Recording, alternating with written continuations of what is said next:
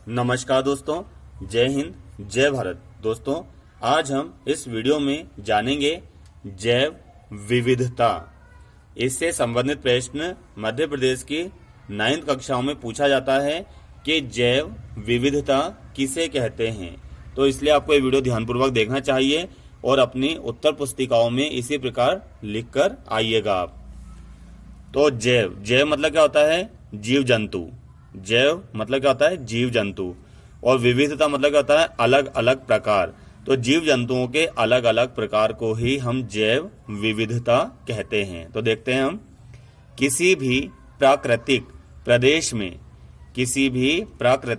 प्रदेश में पाए जाने वाले जंगली तथा पालतू जीव जंतुओं एवं पादप मतलब होता है पेड़ पौधे, पादपों की प्रजातियों की बहुलता को हम जैव विविधता कहते हैं। कोई प्राकृतिक प्रदेश है दोस्तों, उसमें अलग अलग प्रकार के जंगली व पालतू जीव जंतु पाए जाते हैं और साथ में ही पाए जाते हैं अलग अलग प्रकार के पेड़ पौधे, ठीक है ना। तो उनकी ही प्रजातियों को व उनकी अधिकता को ही हम जैव विविधता कहते हैं।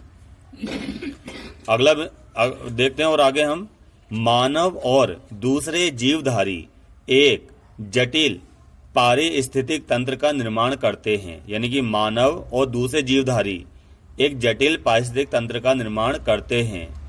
यानी कि हम सब मिलकर ही तो एक पर्यावरण का निर्माण करते हैं। अगर मान लो इस धरती पर मानव ही मानव होगा तो मानव क्या खाएगा, मानव क्या करेगा?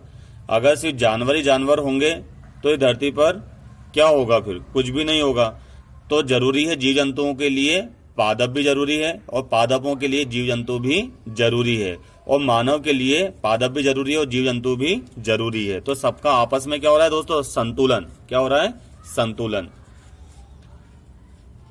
जिसका मनुष्य मात्र एक हिस्सा है ना। यानी कि मानव और दूसरे जीवधारी एक जटिल पारिस्थितिक तंत्र का निर्माण करते हैं जिसका मनुष्य मात्र एक हिस्सा है और अपनी सभी आवश्यकताओं के लिए प्रत्यक्ष या अप्रत्यक्ष रूप से इन्हीं जीवधारियों पर निर्भर रहता है।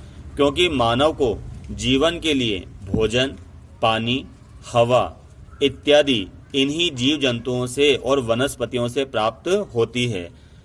यानी कि जो मानव होता है वो सर्वाहारी होता है। अगर मांस ना हो तो वो भूखा मर जाएगा, अगर शाक ना हो तो वो भूखा मर जाएगा। तो यानी कि जो मनुष्य होता है अपने तन को ढकने के लिए उसे जीव जंतुओं की खाल की जरूरत पड़ती है, उनके द्वारा छोड़े गए ऊन की जरूरत पड़ती है और फिर मकान बनाने के लिए उसको पेड़ पौधों की जरूरत पड़ती है। तो यानी कि